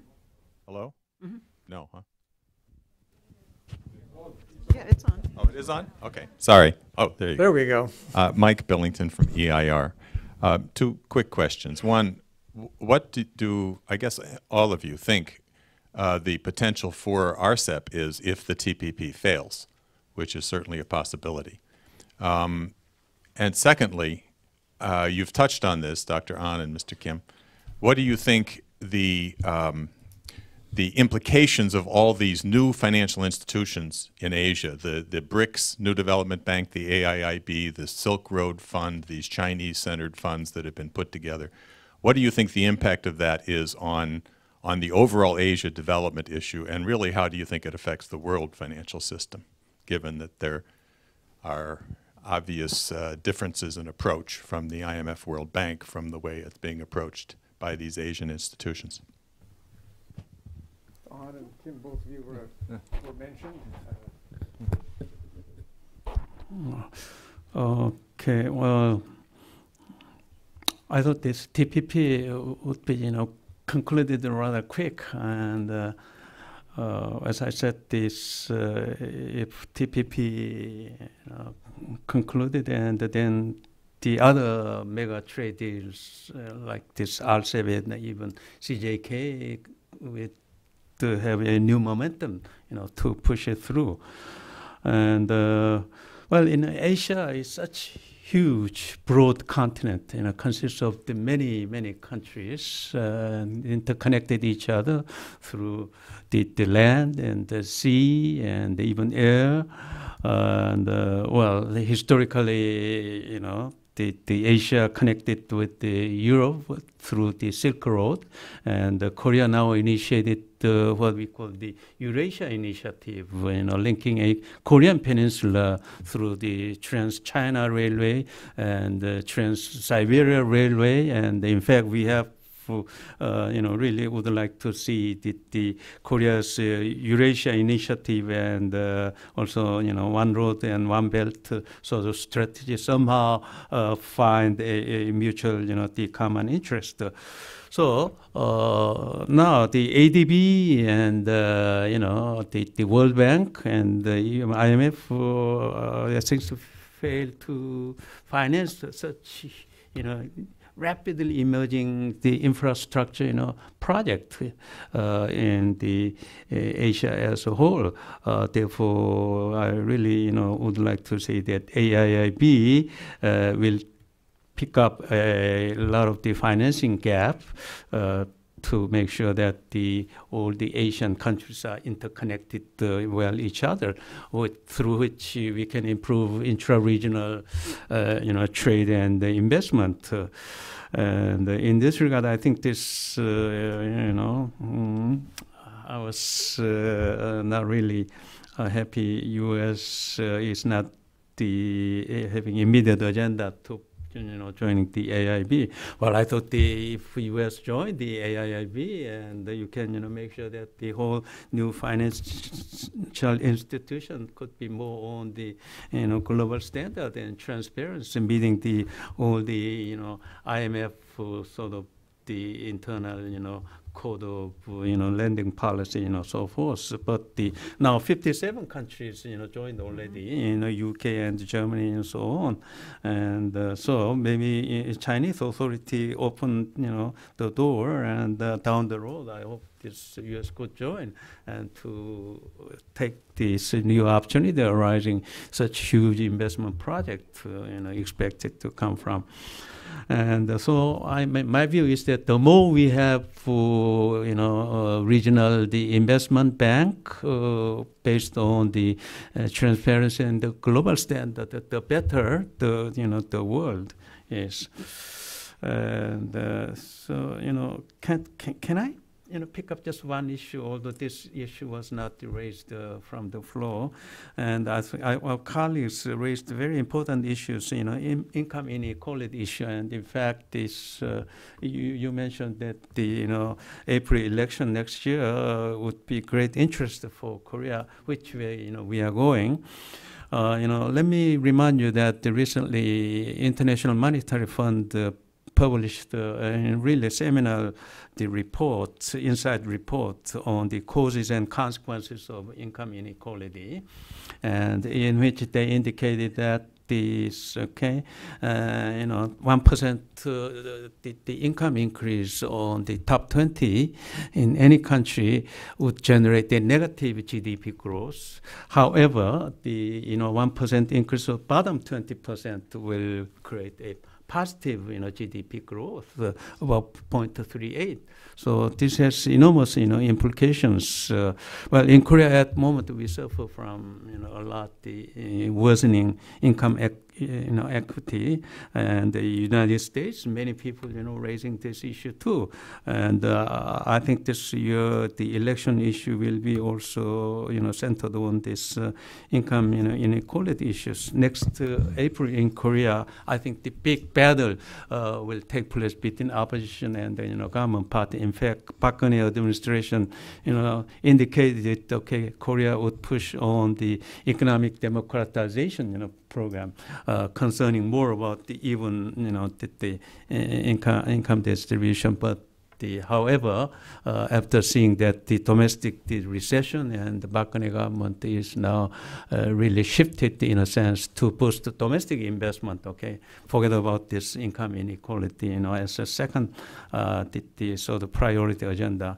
Therefore, my institution, for which I'm responsible for, to nurture a synergistic partnership between, small, medium enterprises and Korea's big enterprises is is a part of this a program to deal with income inequality. Therefore, I think all the Asia Pacific economies, the United States and Korea, we should address this issue. Otherwise, we are going to face very tough public opposition in any attempt to expand a trade liberalization and other some more liberal policy regimes. I think your comments fit very well with the current presidential election here. It's inequality, concern about the middle class, some obvious examples of continuing poverty here. So I think this is going to be one of the major issues in the U.S. as well. If it's all right, why don't we go to another question? I'm just worried we're going to run out of time. Before moving on, quick response with respect that RCEP and TPP, the level of ambition and level of urgency of timing for the agreement is very connected to that kind of negotiation speed. And you know that the TPP covered 12 Pacific Rim countries. There is a lot of special and differential treatment for the developing countries, but I think we can get very high target for the negotiation. But RCEP, that is ASEAN 10 country plus 6 neighbor countries, so it's more sophisticated process for the negotiation. And then I think maybe TPP is more speedy, and then RCEP we need more time. But target is they are now target RCEP as end of this year. But I don't think that the level of ambitious is not so high, and then I think we can get that kind of good agreement in RCEP. But I don't think that it works in a short period of time. With respect that AIB Development Bank, as I was in charge of the kind of emerging economies partnership, there's a lot of very needed solid money, because you know that Asia, there is a lot of emerging business. For example, Central Asia, they need the kind of all renovation of electricity pipeline, and then Asia, they need the kind of smart grid idea, and there is a lot of the kind of new renewable energy plant. So if we have the kind of multilateral level, or that there's a lot of funding or bank for developing for the infrastructure, I think there's a lot of good developer and good system for the project. So I think that is very needed. Thank you. Great. Thank you, Chang. Let's go to the gentleman in the back with his hand up there. Well, thank you. My name is Don Kirk. I'm a journalist. I heard, I spent a lot of time in Korea. I heard Dr. Ahn, I believe, and others talk about bringing in FDI. How can you bring in FDI after the Samsung case, in which Elliott Partners was basically thrown out? Its case was basically thrown out. How can you expect serious American investment when the whole court system in Korea is weighted on the side of the chaebol in serious cases? Do you just want the foreign money, or are you open to giving a certain level of responsibility to foreign investors? I think to some extent that issue is also part of the chorus negotiations, inspector state dispute settlement kind of thing. Mr. Ahn, just maybe a brief comment or two. Well, I think, Mr. Don Kirk, I've been reading your, contributed articles which appears in Korea Times and the Korea Herald, Well, I served as a foreign investment ombudsman in the past 8 years and 3 months. So I was really, my service was highly appreciated by the U.S. Chamber of Commerce as well as Japanese Chamber of Commerce in Korea. Well, dating back this, Lone Star, the hedge funds, okay? And the Korean government, I think the later on action was wrong. And I think when Korea was hit severely financially during Asian financial crisis, I think we invited the foreign investment, no matter what. But after, we resolved, the things over, and then Koreans were unhappy. These foreign investors snatch away huge chunk of the profit. But I think this international hedge funds, if you come in and destabilize a domestic market and then take the money away rather quickly, and I think every country should be concerned about this behavior. We would like to see that foreign investment come into Korea and firmly rooted and carry on their business in a long-term perspective. So I think it's a natural tendency for any country to pay serious attention for quick and calm and making money and hit and run sort of the attitude of multinational investors. Samsung case, of course, Samsung is the symbol of the Korean economy and in a sense global champion.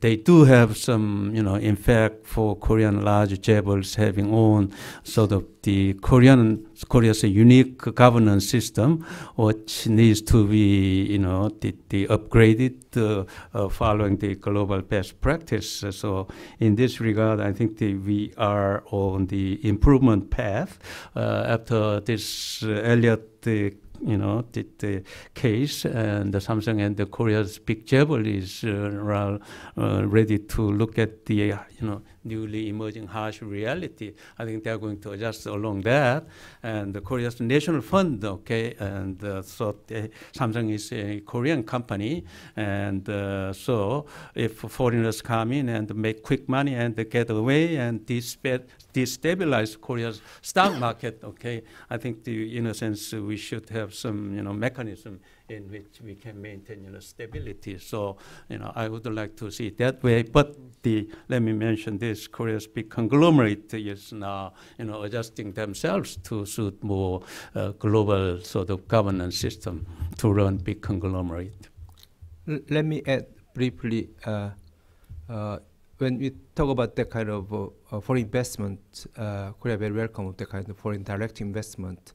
As Dr. Han said, FPI, foreign portfolio investments, there is a lot of that kind of, hedge fund. So we have a very tragic legacy of that kind of IF, foreign exchange crisis. So I think with respect that we are a little bit sensitive to that kind of, short transaction of money. But under the classification of the foreign direct investment, even in an emergency of Korean situation, there is no that kind of blocking or that kind of stuff under the Korean foreign exchange foreign investment promotion law. As far as I know, Lone Star and Elliott case legally. There is arguable, but under the Korean court judicial system or international tribunal of that judicial process, I think that should be addressed by that kind of issues. But legally, domestically, there is no that kind of, disfavored of that kind of, foreign investment. As I said, foreign direct investment, as far as I know, there under the classification of FDI, there is no, governmental intervention or that kind of, some problem from the policymakers' point of view. Thank you. I'll add a word if I can. Just very quickly on the point. Because I just want to make sure we get all the questions in. I'll be very fast. I just want to say that Korea is evolving rapidly, and because you say it's evolving, that means there are still some old attitudes or problems entrenched in the system that are changing and need to be changed. It wasn't that many years ago that a Korean teacher would punish a student if they came to class with a pencil case that was not made in Korea. Those days are quite a ways behind us. But even in the case of course FTA implementation, we see that although the government at the high levels is vigorously pushing for implementation, sometimes you'll find bureaucrats deep in the system who are making decisions that are not in favor of accepting more imports. So there's a dialogue to work those problems out, and we're making progress on that.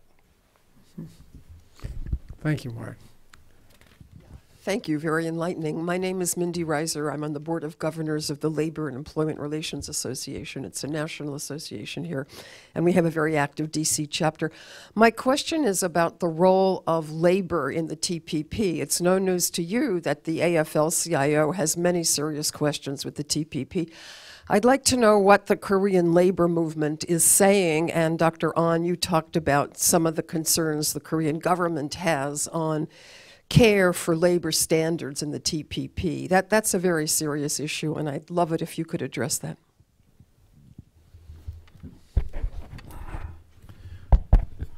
Well, you know, Korea's labor movement has been well known, so well treated, you know, through the CNN news coverage and many international medias, Wall Street Journal, you know, so forth, showing that the Korean workers demonstrating, you know, very actively wearing the red band, you know, so on, and perhaps that's one of the reasons why, you know, we are not able to succeed in attracting foreign direct investment as much as we want.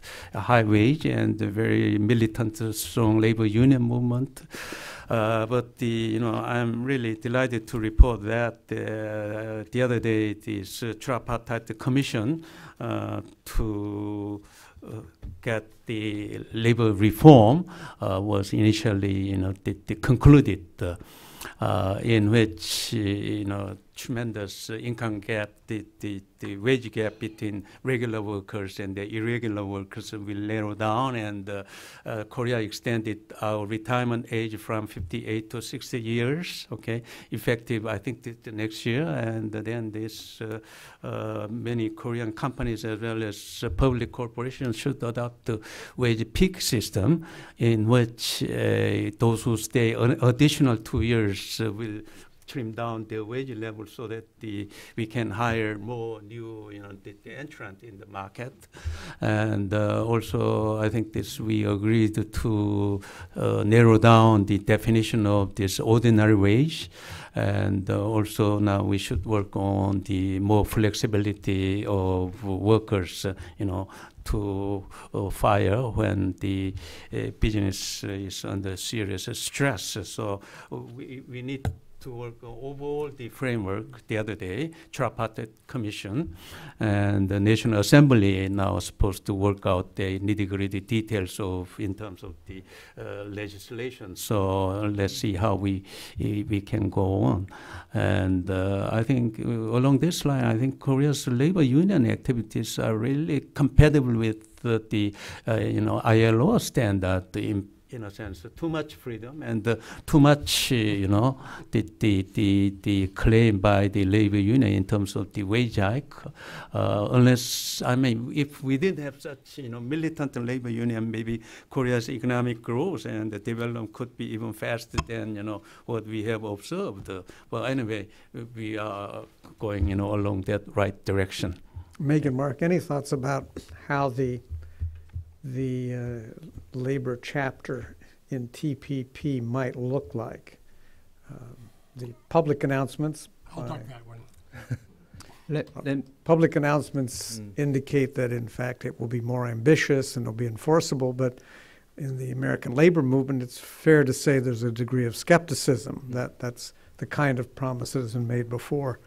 So on the other hand, I think there's the key thing about an agreement, of course, is having a good agreement that works for everybody, but also one that can get through Congress. So there is some incentive to make sure that there's an adequate labor chapter. Let me just go to another question, if I can, and then we'll come back. Let me just go to if there's another question. Let's just go to this lady, and then we'll make sure that everyone has a chance at the end. And if you'd be sure and introduce yourself. My name is Hejin. I'm from Center for Strategic and International Studies. Thank you for the great debate discussion. My question is pretty general. So, well, I'm not an expert on this issue, but to my knowledge, this kind of international cooperation or institutions on economic cooperation started as multilateral cooperation like GATT and WTO, and that went to a phase of bilateral trade agreements, and now we are back to multilateral cooperation like RCEP and TPP. And I was wondering what the United States and South Korea can contribute to not backsliding to bilateral agreements.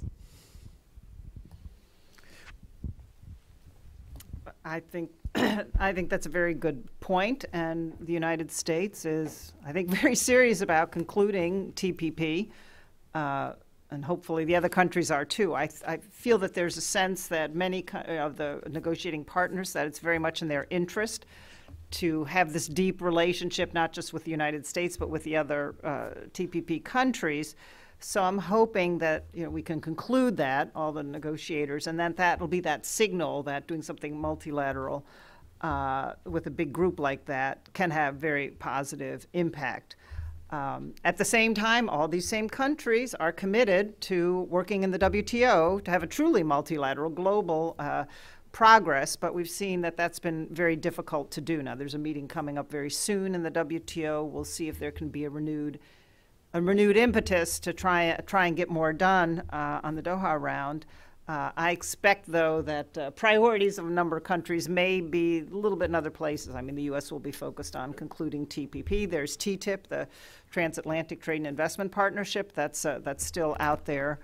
So we'll see how much further that can go.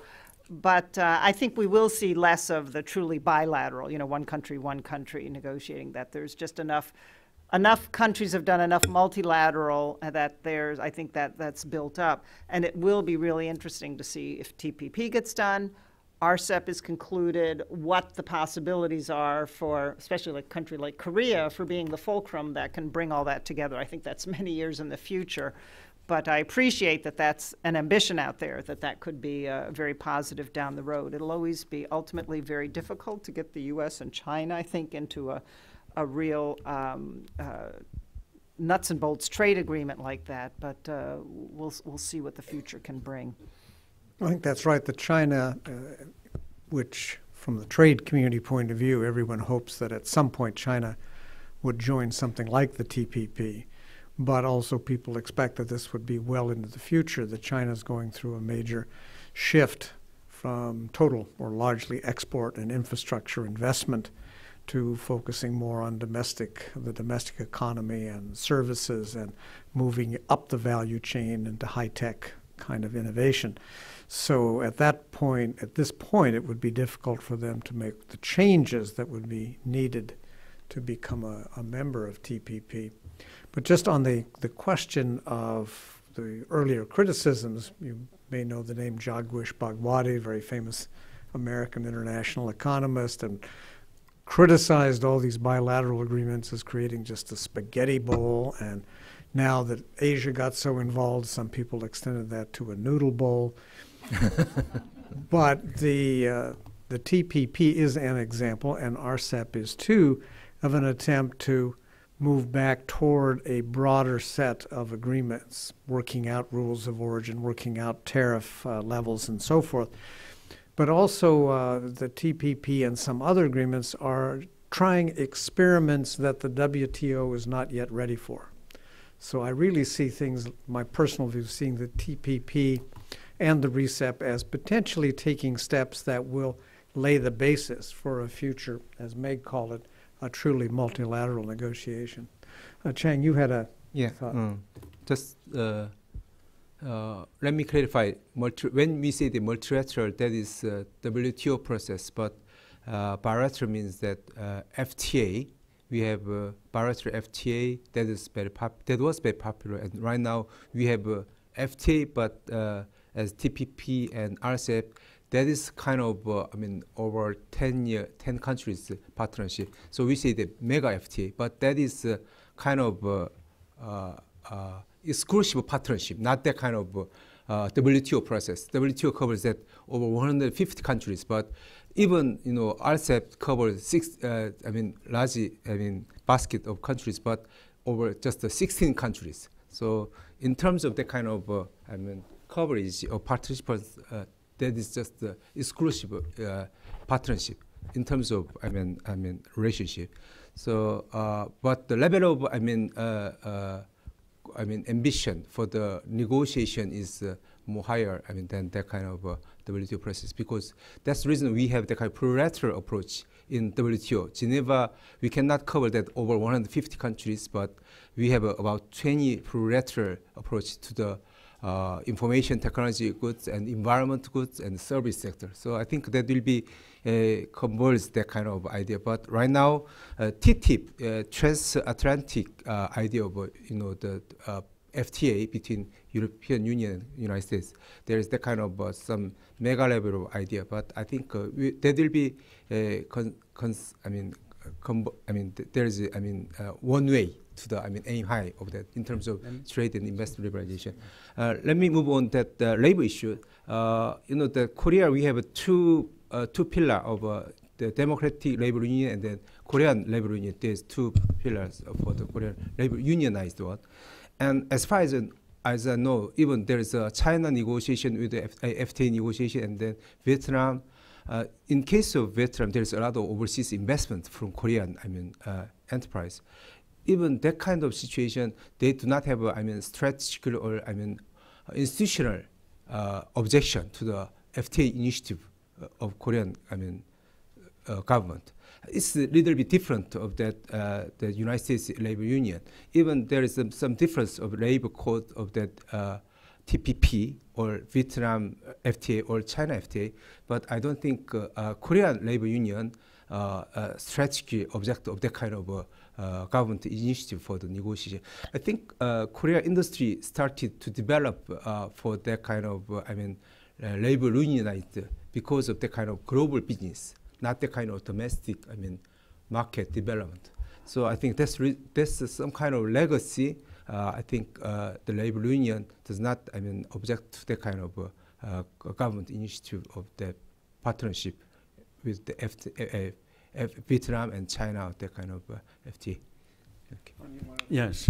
Well, I think the question, what United States and Korea can do to expedite a, multilateralization. Well, Korea's FTA, has been regarded the gold standard. It's been now 3 years old. I think my view is that this Korea and the United States can really, implement what we promised each other in reality. Still utilization rate of the Korea's FTA is still, in case of Korea's small and medium enterprise, roughly, 70%. Very complicated the registration process, and the transaction cost likely to rise. So they forget about this. They will pay the tariff and carry on these the transactions. So the big challenge is that we need to diffuse the benefit the Korea's FTA and simplify the application procedure. And I think this Korea and the United States, if we really work on the environmental issues, IPR and various services, so forth, so we can set a great example, and through it, U.S. even can bring and smear into TPP negotiation process.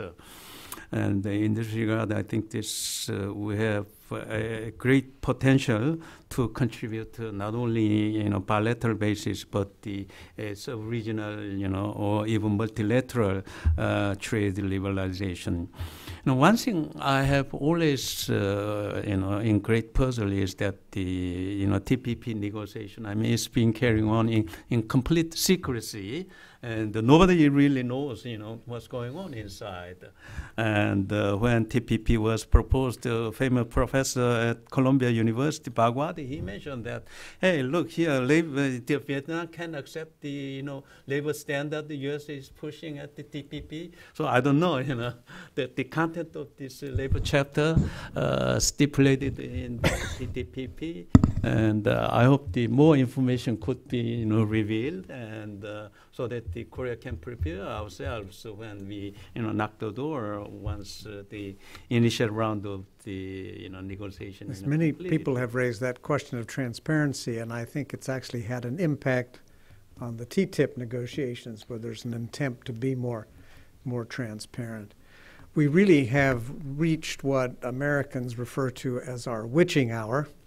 It has nothing to do with Halloween, popular holiday here in this case, but I wanted to give the panel 30 seconds apiece so we can stick to our schedule to make a very last comment. Why don't we just start in order here and go down with Mr. Chang. So 30 seconds on your reflections on the panel. As I said, the first, we wanted to manage that trade and RCEP or TPP in a future-oriented way. So there's a lot of spectrum bilateral issue, not just, today's issue, but as I said, the industrial cooperation, technology partnership, there is a lot of energy joint R&D. So I think the variety of different is needed, not just, Korean side and United States need that kind of smart way of, industrial partnership and smart green initiative for that kind of renewable energy and battery. So I think if we develop that kind of, very constructive idea, I think we can manage that over 100 billion, trade issues. Thank you. Thank you, Chang. Mark? Yeah, I thought the question you asked about what true trade regimes are for was a profoundly interesting question and important. At the end of the day, the biggest trading powers, the U.S., European Union, and I include Korea too, don't really need international trade regimes because they've got market power. Through their purchasing and their exports, they can leverage countries. The countries that really need protection of international system are emerging developing economies. The U.S. would have far preferred a WTO success, the Doha round. And it was actually kind of agonizing how close we came. I think if either China or India had tried to block it alone, they could have been brought around at the end. But the fact that China and India together blocked it meant we couldn't succeed with it. So we had to go back to something else. And I think that the TPP and the TTIP together will cover so much of the world's trade that will enable there to be a new baseline that will be set for trading rules that will let us go back to WTO and include all the countries that need to be included. Thank you, Mark. A hopeful comment. On? Yes, I think the future, economic prospect in Asia-Pacific economies very much depends on how two great powers, United States and China, play out the game each other, and U.S. continue to check, China's influence and China's rise economically. And I think that is not the constructive way of dealing with China. I think the U.S. should engage in China and bring to China into a global, the standard and market-oriented economy. In fact, the other day, Chinese authority, mentioned that they're going to overhaul state enterprise system incompatible with the market economic system. The more Chinese come into market-disciplined economy, I think the better off we are, so that we can carry on the regional sort of mega trade deals, TPP, as well as RCEP, eventual integration of two great blocks. Mm-hmm. Thank you. Yeah. Meg? I would just have one last word on setting global standards. Your point about the U.S. should be in AIIB to make sure it has global standards. Mm-hmm.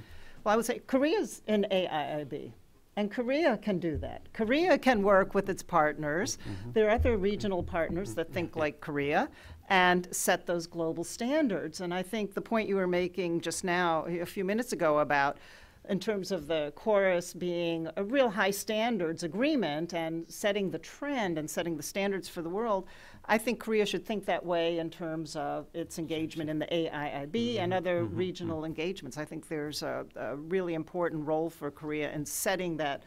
You've done it by example in terms of what Korea has achieved all these years, and now you have that authority because of your good performance and your engagement with countries.